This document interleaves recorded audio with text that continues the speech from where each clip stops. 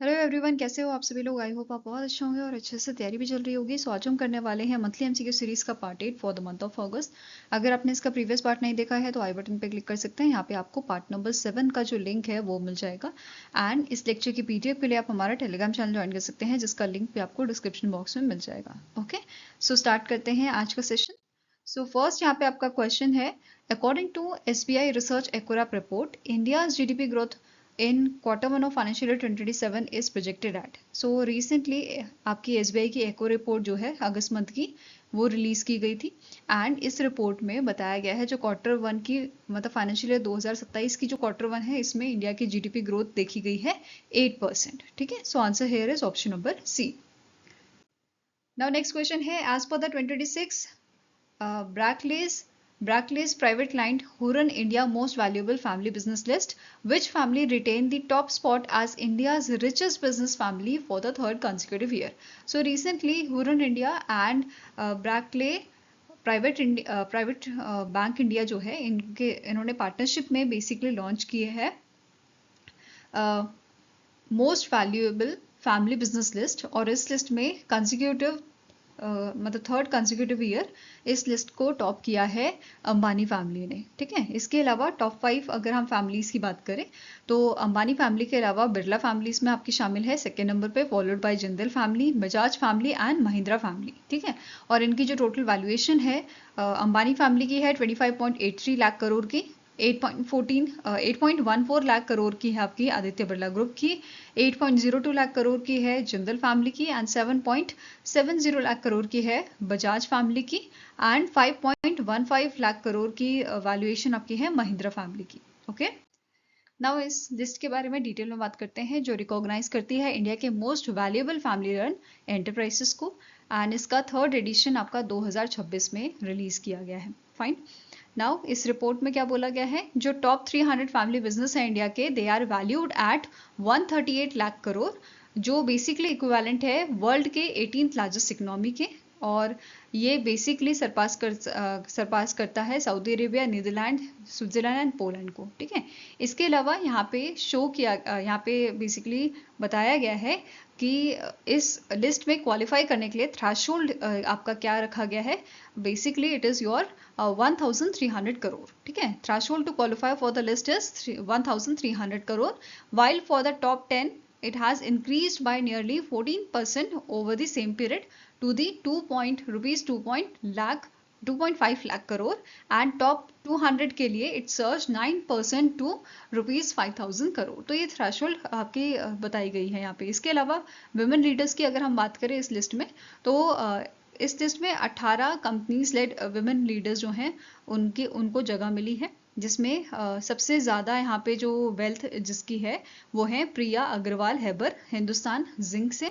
ठीक है, which is around, इनकी वैल्यूएशन है अराउंड 4.45 लाख करोड़ की। ठीक है, सेकेंड नंबर पे आते हैं रोशनी नाडर मल्होत्रा एचसीएल टेक्नोलॉजी से 2.91 लाख करोड़ की आपकी जो है वैल्यूएशन के साथ।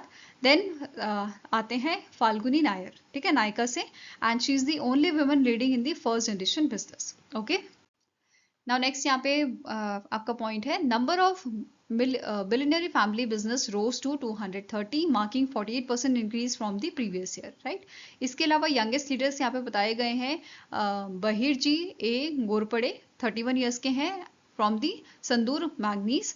एंड नेक्स्ट आते हैं आदित्य खेमका 51 ईयर्स के हैं आदित्य इन्फोटेक्स से। ठीक है, फर्स्ट जनरेशन फैमिली बिजनेस इनका है। इसके अलावा ओल्डेस्ट लीडर्स की बात करें तो शशिकांत बालाचंद्रन, ये 91 ईयर्स के हैं, Balachandran Garve and Garve hi tech films के से बिलोंग करते हैं। देन लक्ष्मण दास मित्तल 95 ईयर्स के ये हैं फ्रॉम द इंटरनेशनल ट्रैक्टर। ठीक है, नेक्स्ट है biggest gainer Anil Agarwal family, Vedanta demerger से बेसिकली इनका नाता है। एंड इनकी जो वैल्यूएशन थी 4.45 लाख करोड़ की यहाँ पे देखी गई है। इसके अलावा हाईएस्ट 3 इयर्स ग्रोथ देखी गई है आहूजा फैमिली की। बिगेस्ट मूवर गारवेयर फैमिली, जिनकी रैंक अभी 61 रैंक पे इन्होंने जंप किया है। देन लार्जेस्ट डिक्लाइन देखा गया है नाडर फैमिली में। एंड इसके अलावा इंडिया के फैमिली बिजनेस हब्स की अगर हम बात करें तो सबसे ज़्यादा जो आपके बिजनेस आते हैं, ठीक है, उनका हेडक्वार्टर आपका मुंबई में है, मुंबई महाराष्ट्र में। जैसे 95 कंपनीज का हेडक्वार्टर आपका जो है मुंबई में है, यहाँ से 95 कंपनीज आती हैं। इसके अलावा एनसीआर यूपी से 58 कंपनीज एंड कोलकाता से 26 कंपनीज। और इस बार टोटल 45 सिटीज फीचर हुई हैं इस लिस्ट में, 2026 की जो लिस्ट थी, ठीक है। और फर्स्ट जनरेशन हब्स की अगर हम बात करें तो मुंबई में सबसे ज़्यादा हेडक्वार्टर्स हैं, 24 कंपनीज के हेडक्वार्टर्स, देन एनसीआर में 18 एंड हैदराबाद में 15, ठीक है। इसके अलावा बात कर लेते हैं फर्स्ट जनरेशन फैमिली बिजनेस की। तो इसमें टॉप किया है अदानी फैमिली ने with a net valuation of 19.60 lakh crore. Mittal family second number पे आती है with 12.1 lakh crore. Sanghvi family 4.55 lakh crore. Poonawalla family fourth number पे with a 2.98 lakh crore and Damani family 2.86 lakh crore की वैल्यूएशन पे, ठीक है। इसके अलावा सेक्टोरल प्रेजेंस की बात करें तो इंडस्ट्रियल प्रोडक्ट आपके मतलब इंडस्ट्रियल प्रोडक्ट से रिलेटेड ज़्यादा कंपनीज यहाँ पे हमें देखने को मिली है, 47 companies. Then followed by automobile and auto components 31 companies. Chemical से भी 31 कंपनीज थी। मेटल एंड माइनिंग की बात करें तो ये हाईएस्ट एवरेज वैल्यू इसकी देखी गई है ₹84,019 करोड़ की। फूड एंड बेवरेजेस की बात करें तो एवरेज इनका 12,714 करोड़ का देखा गया है ना। स्टैटिक इन्फॉर्मेशन की बात करें, हुरन रिपोर्ट आईएनसी जो है इसको स्टैब्लिश किया गया था 1998 में। लंदन यूके में इसका जो है हेडक्वार्टर है। एंड हुरन इंडिया की अगर बात करें तो इसे 2012 में लॉन्च किया गया था, ठीक है। और हुरन इंडिया के current MD and chief researchers हैं अनहास रहमान जुनेद। हेडक्वार्टर मुंबई महाराष्ट्र में लोकेटेड है। वहीं पे हुरन रिपोर्ट की बात करें तो इसके करंट सीईओ हैं आपके रूपर्ट हॉगेवर्फ, ठीक है।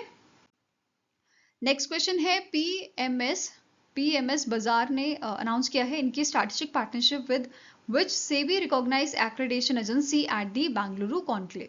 तो पीएमएस बाजार जो है इन्होंने अनाउंस किया था एक स्ट्रैटेजिक पार्टनरशिप किसके साथ, आपकी NSDL डेटाबेस मैनेजमेंट लिमिटेड के साथ, ठीक है। तो इनके साथ इनकी पार्टनरशिप हुई है, ठीक है। किस चीज के लिए पार्टनरशिप हुई है, बेसिकली फैसिलिटेट करने के लिए SEBI accredited investor certification for eligible investor and entities, ठीक है। एंड ये जो अनाउंसमेंट है ये की गई थी पीएमएस बाजार बेंगलुरु कॉन्क्लेव जो कर्नाटका में आपका हुआ था, बेंगलुरु कर्नाटका में, ठीक है।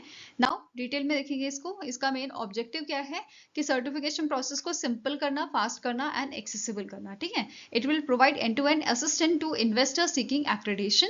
बेनिफिट्स की बात करें तो इसके तहत under SEBI's accreditation investor framework certified investors will gain lower minimum investment threshold in PMS, AIFs and other alternative product जो आपके होंगे। इसके अलावा they will get the access to sophisticated investment opportunities and regulatory relaxation tailored for accredited investor. इसके अलावा application जो है इसकी बात करें एप्लीकेशन प्रोसेस की तो यहाँ पे बोला है जो इन्वेस्टर है they can submit the application via PMS बाजार। एंड यहाँ पे जो NMDL है NDML है ये इशू करेगा certification typically on T+1 basis पे, मतलब नेक्स्ट बिजनेस डे पे आपको सर्टिफिकेशन ये जो है इशू करेगा, ठीक है। नाउ NSDL जो है, ठीक है, NSDL डेटाबेस मैनेजमेंट जो आपका है ये बेसिकली 2004 में इसको स्टैब्लिश किया गया था एंड ये होली ओन सब्सिडी है नेशनल सिक्योरिटीज डिपॉजिटरी लिमिटेड की, ठीक है। It is recognised by SEBI for issuing accredited investor certificates and इसका हेडक्वार्टर आपका लोकेटेड है in the Mumbai Maharashtra, okay.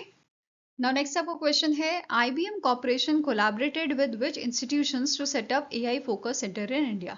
So recently IBM जो है इसने कोलैबोरेशन किया है MIT बेंगलुरु एंड आपकी क्राइस्ट यूनिवर्सिटी के साथ। किस चीज़ के लिए ये कोलैबोरेशन हुआ है, सेटअप करने के लिए AI फोकस सेंटर इंडिया में, ठीक है।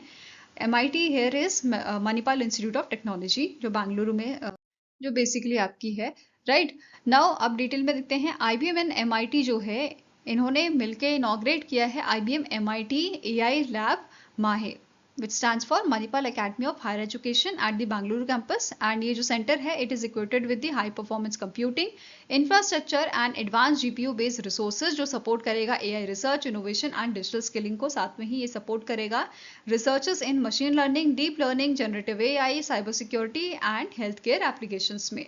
साथ में ही ये प्रोवाइड करेगा students and researchers access to advance AI resources, okay. Next है आपका IBM ने यहाँ पे जो है पार्टनरशिप की है क्राइस्ट यूनिवर्सिटी के साथ, और इन्होंने क्या बोला यहाँ पे, इन्होंने बोला है, अनाउंस किया है establishment of IBM innovation centre for AI, जो प्रमोट करेगा AI education, research and innovation को। साथ में ही ये फोकस करेगा generative AI, agentic AI, large language models, retrieval, augmented generation, intelligent automation, responsible AI में, राइट। इसके अलावा यहाँ पे क्या बोला है, जो एलिजिबल पार्टिसिपेंट्स होंगे they will get a chance to work with IBM technologies, जिसमें आपका इंक्लूडेड है watsonx.ai एंड IBM BOB, ठीक है। ऐसे जो आपके बेसिकली इसका इन टेक्नोलॉजी, IBM टेक्नोलॉजी के जो पार्ट हैं उसमें इनको वर्क करने का, काम करने का जो है मौका मिलेगा, ठीक है। नाउ नेक्स्ट आपका क्वेश्चन है, president of India Droupadi Murmu give assent to the prevention of insult to national honour amendment bill 2026 which criminalize intentional disruption of a singing of the singing of Vande Mataram, जो हमारा नेशनल सॉन्ग है। What is the maximum punishment prescribed under the amendment section 3। So recently हमारी जो president है उनके द्वारा यहाँ पे असेंट दिया गया है, किसके लिए, prevention of insult to the national honour bill 2026 के लिए। और ये क्रिमिनलाइज करता है कि अगर कोई इंटेंशनली, अगर जैसे फॉर एग्जांपल बच्चों का ग्रुप जो है वो हमारा नेशनल सॉन्ग जो है गा रहा है वंदे मातरम, तो उसे अगर कोई इंटेंशनली रोकता है उन बच्चों को, इन दैट केस उन पे जो है एक्शन लिया जाएगा, ठीक है। तो इस चीज पे अभी हमारी जो प्रेसिडेंट है उनका असेंट यहाँ पे इसको मिल गया है, ठीक है।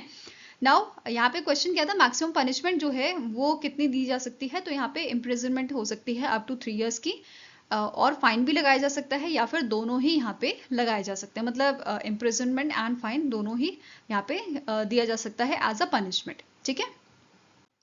नाउ डिटेल में इसको देखेंगे। सो हमारी प्रेसिडेंट जो है इन्होंने असेंट दिया है आपका इस बिल को, which is prevention of insult to national honour bill 2026, ठीक है, जिसे अभी चेंज अमेंड किया गया है सेक्शन 3 इसका, of a prevention of insult of a national honour act 1971, ठीक है। सो बेसिकली पहले ये लागू होता था हमारे नेशनल एंथम पे, ठीक है। अब इस ये जो है नेशनल एंथम के साथ साथ नेशनल सॉन्ग पे भी लागू होएगा। सो ये बेसिकली एक लीगल प्रोटेक्शन प्रोवाइड करता है to the national song Vande Mataram that is currently afforded to the national anthem Jana Gana मन, ठीक है। पहले इस पे लागू होता था, अब नेशनल सॉन्ग पे भी ये लागू होगा। Now it says the substituted section 3 applies where a person intentionally prevents the singing of national anthem or a national song or cause disturbance to any assembly engaged in such singing, ठीक है। So अगर intentionally इसको जो है यहाँ पे जानबूझकर कोई यहाँ पे परेशान कर रहा है उन, जैसे उन बच्चों को या उन लोगों को जो बेसिकली यहाँ पे नेशनल एंथम गा रहे हैं या नेशनल सॉन्ग गा रहे हैं, तो उन पे कड़ा एक्शन यहाँ पे लिया जाएगा, ठीक है। पनिशमेंट की बात कर लेते हैं। अभी हमने पढ़ा इम्प्रिजनमेंट इसकी अप टू 3 इयर्स की बताई गई है, यहाँ पे फाइन भी लगाया जा सकता है या दोनों चीज हो सकती हैं। इसके अलावा अगर यहाँ पे चीजें रिपीट होती है, ठीक है, अगर रिपीटेड ऑफेंस यहाँ पे देखने को मिलता है, in that case mandatory minimum 1 year imprisonment बताई गई है। It applies to the disruption of both Janagana Mana and Vande Mataram, ठीक है।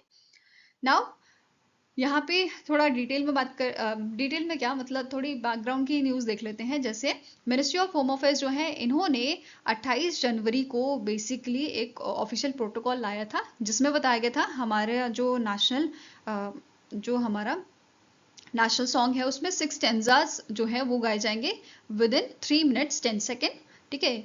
और ये कब गाया जाएगा, जब प्रेसिडेंट का अराइवल होगा, नेशनल फ्लैग अनफ्लरिंग होगा या गवर्नर स्पीच होगी। इन 3 केसों में इसको जो है गाया जा सकता है। व्हेन बोथ आर संग इन दैट केस, मतलब जब national anthem and national song दोनों ही गाए जाने हो, इन दैट केस पहले आपका नेशनल सॉन्ग गाया जाएगा, उसके बाद नेशनल एंथम जो है गाया जाएगा, ठीक है।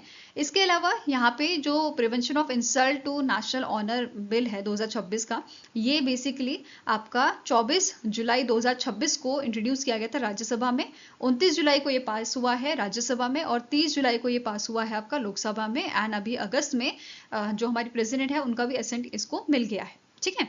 इसके अलावा कुछ आपकी जो है डिटेल में बात कर लेते हैं। जैसे वंदे मातरम जो है, इसे कंपोज किसने किया है, it is compose in Sanskrit by the Bankim Chandra Chattopadhyay, ठीक है।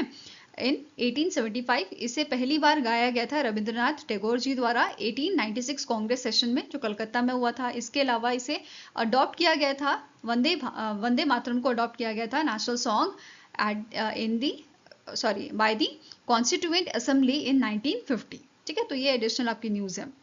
Now next आपको क्वेश्चन है, Airtel Business entered into a strategic collaboration with which public sector undertaking to accelerate enterprise digital transformation। तो recently Airtel Business जो है इसका strategic collaboration हुआ है with the ITI लिमिटेड। ठीक है, ITI लिमिटेड जो है इसके साथ इनका कोलैबोरेशन हुआ है किस चीज़ के लिए? एक्सेलरेट करने के लिए एंटरप्राइज डिजिटल ट्रांसफॉर्मेशन को। एंड इस इनिशिएटिव के तहत यहाँ पे स्ट्रेंथन बेसिकली दोनों जो ऑर्गेनाइजेशन है, ठीक है, दोनों जो कंपनीज हैं, ये स्ट्रेंथन करेंगे secure infrastructure through the optical fibre cable, इनका gigabit passive optical network, software defined wide area networking and private 4G और आपका 5G नेटवर्क के थ्रू। ठीक है, इसके अलावा ये सपोर्ट करेगा सेक्टर्स जैसे बैंकिंग सेक्टर्स को, public sector undertaking, defence and security को। ठीक है, इनका जो कोलैबोरेशन होगा। इसके अलावा ITI की बात करें तो इसे स्टैब्लिश किया गया था 1948 में, एंड ये इंडिया का पहला पब्लिक सेक्टर अंडरटेकिंग था।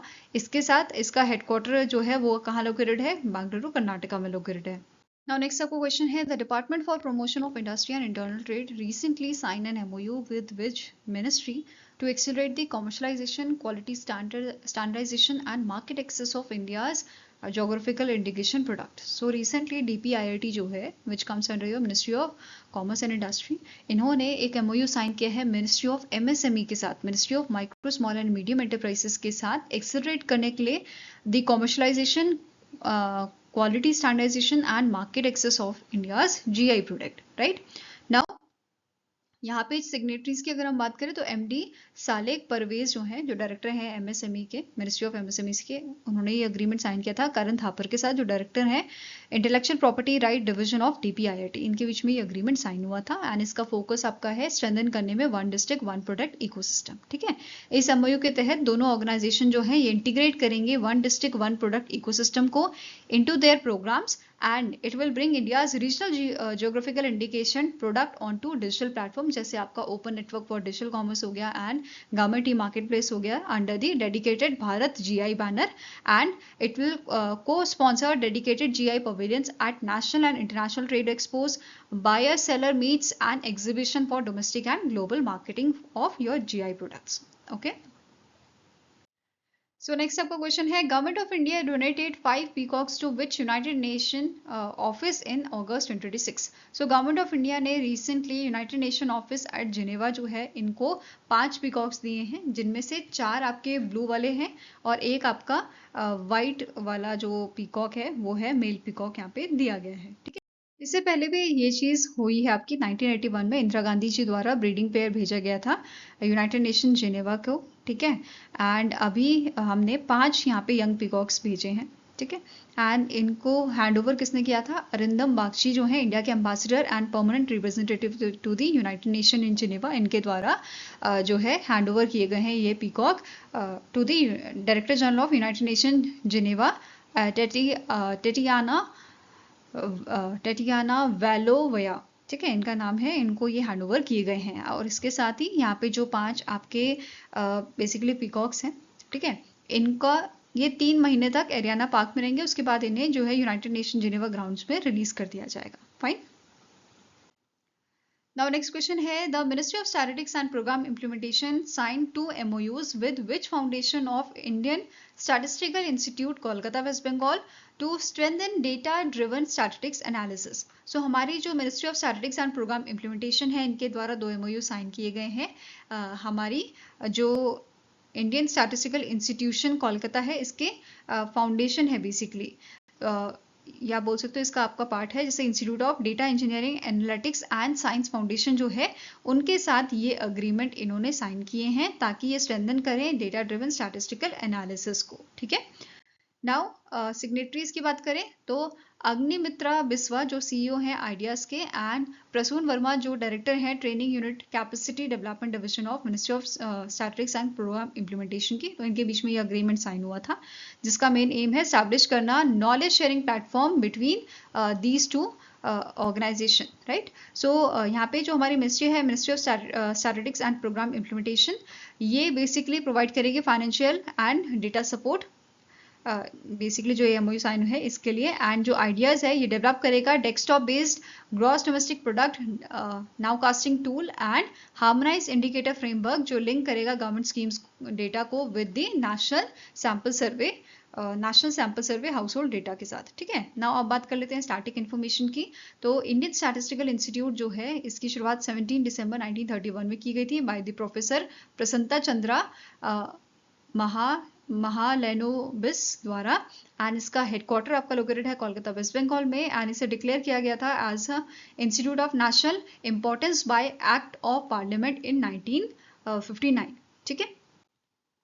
नेक्स्ट क्वेश्चन है, which organization launch India's first accreditation scheme for mobile food testing laboratories under the integrated assessment programme. So इनमें से कौन सी ऑर्गेनाइजेशन है जिसने लॉन्च किया है इंडिया का पहला accreditation scheme for mobile food testing laboratories under your integrated assessment program? So it is launched by your National Accreditation Board for Testing and Calibration laboratories, ठीक है। NABL द्वारा इसे लॉन्च किया गया है। और ये जो स्कीम है इसे लॉन्च किया गया था ड्यूरिंग दी गुणवत्ता समन्वय a multilateral memorandum of understanding exchange ceremony, जो आपकी न्यू दिल्ली में हुई थी, ठीक है। इसके बारे में डिटेल में देखेंगे। जो स्कीम है it will enable mobile food testing laboratories ताकि डिलीवर किया जा सके reliable and quality assured services को internationally benchmarked testing closer to the communities, right. जो स्कीम है ये स्ट्रेंथन करेगी फूड सेफ्टी सर्विलियंस को, इंप्रूव करेगी access to testing facilities. It will also enable faster regulatory actions and it will enhance the consumer confidence, ठीक है। ये जो स्कीम है ये प्रमोट करेगी efficient assessment, mutual recognition and regulatory convergence को थ्रू मल्टीलेटरल MOU एक्सचेंज, ठीक है। नाउ अब स्टैटिक इन्फॉर्मेशन कवर कर लेते हैं। National accreditation board for testing and calibration laboratories की, NABL की, तो इसे स्टैब्लिश किया गया था 1998 में। हेडक्वार्टर इसका न्यू दिल्ली में लोकेटेड है और इसके करंट चेयरपर्सन आपके हैं doctor Sandeep Shah. Now next question आता है, union minister Shivraj Singh Chouhan released scholarship and fellowship funds through the National Scholarship Portal at ICAR Indian Agricultural Research Institute, Pusa, New Delhi. What was the amount disbursed under this initiative? So हमारे जो agriculture minister हैं शिवराज सिंह चौहान जी, इनके द्वारा scholarship and fellowship fund जो है recently release किए गए हैं through the national scholarship portal at ICAR Indian agriculture research institute में। एंड कितना अमाउंट यहाँ पे जो है डिस्पर्स किया गया है, तो it is around your 21.35 crore, ठीक है। सो 21.35 करोड़ का अमाउंट डिस्पर्स किया गया है यहाँ पे, फेलोशिप फंड्स जो है डिस्पर्स किए गए हैं। एंड मोर देन 6,000 स्टूडेंट्स को यहाँ पे ये बेनिफिट दिया गया है, ठीक है। इसके अलावा ICAR या आप बोल सकते हो पूसा जो है, इसके बारे में देखिए तो इसे स्टैब्लिश किया गया था 1905 में as a agricultural research institute in Pusa, Bihar. और इसे दिल्ली में शिफ्ट किया गया था 1936 में and it was renamed to Indian agricultural research institute after independence, okay. Next अब बात कर लेते हैं बुक्स की। रिसेंटली PM मोदी जी द्वारा एक बुक रिलीज की गई है जिसका नाम है Triumph of Indian Republic, my life my struggle. Basically ये ऑटोबायोग्राफी है फॉर्मर प्रेसिडेंट रामनाथ कोविंद जी की and it is published by the रुवा पब्लिकेशन। इस बुक में बेसिकली जो लाइफ जर्नी है रामनाथ कोविंद जी की वो बताई गई है, इनके पब्लिक सर्विसेज के बारे में, पॉलिटिकल करियर एंड एक्सपीरियंसेस जो इनके थे as a 14th president of India 2017 से 22 के बीच में, उसके बारे में ये डिटेल मतलब उसके बारे में यहाँ पे इस बुक में बताया गया है, ठीक है। नाउ नेक्स्ट बात कर लेते हैं ओबिचरी की। सो फर्स्ट ओबिचरी है डोनाल्ड आर्विड नेल्सन, जिन्हें डॉन नेल्सन के नाम से भी जाना जाता है। एंड ये legendary American basketball coach and farmer player रह चुके थे, ठीक है। मतलब ये बास्केटबॉल प्लेयर थे एंड बाद में कोच भी बने थे, ठीक है। इन्होंने 14 नेशनल बास्केटबॉल एसोसिएशन सीजन में जो है खेला था। इसके अलावा इनकी जो जर्सी थी 19 नंबर की, उसको ऑफिशियली रिटायर किया गया था बाय दी बॉस्टन सेल्टिक्स इन 1978, ठीक है। बाद में इन्होंने यहाँ पे सर्व किया था as a NBA head coach 31 years. और इन्होंने इनकी कोचिंग टीम्स में इंक्लूडेड है नाम Milwaukee Bucks, Golden State Warrior, New York Knicks and Dallas Mavericks. तो ये इनकी टीम्स थी बेसिकली जिनको इन्होंने कोच किया था। इसके अलावा इनके अवार्ड एंड ऑनर की बात करें तो इन्हें NBA coach of the year award दिया गया था 3 बार, 1983 में, 85 में एंड 92 में। ठीक है, इसके अलावा he was inducted into Naismith Memorial Basketball Hall of the Fame in the year 2012। Okay, next obituary आते हैं MP परमेश्वरन। ये इंडियन न्यूक्लियर साइंटिस्ट थे एंड साथ में ही science commentator, writer and Marxist theorist ये आपके थे। ठीक है, इसके अलावा इन्होंने सर्व किया है scientist as in the Bhabha atomic research centre, Mumbai Maharashtra में, जो लोकेटेड है 1957 से 1975 के बीच में। इसके अलावा 1969 से 73 के बीच में इन्होंने सर्व किया है assistant director at the state institute of languages Kerala में, and he also contributed to the development of Malayalam typewriter keyboard. Right, awards की बात करें तो केरला श्री अवार्ड इन्हें दिया गया था 2022 में इनके कंट्रीब्यूशन के लिए to the science popularisation and environmental protection के लिए। आई होप गाइस आपको ये वीडियो पसंद आया हो। पसंद आया तो लाइक एंड शेयर जरूर कीजिएगा और हमारे साथ जुड़ने के लिए हमारे चैनल को सब्सक्राइब कीजिएगा। अगर आपके कुछ सजेशन है तो आप हमें मेल कर सकते हो benchmarkstudy007@gmail.com पे, या फिर आप हमें कमेंट सेक्शन में भी लिख सकते हैं। सो मिलेंगे इसे नेक्स्ट वीडियो के साथ। Till then take care, have a nice day and all the best for your preparations.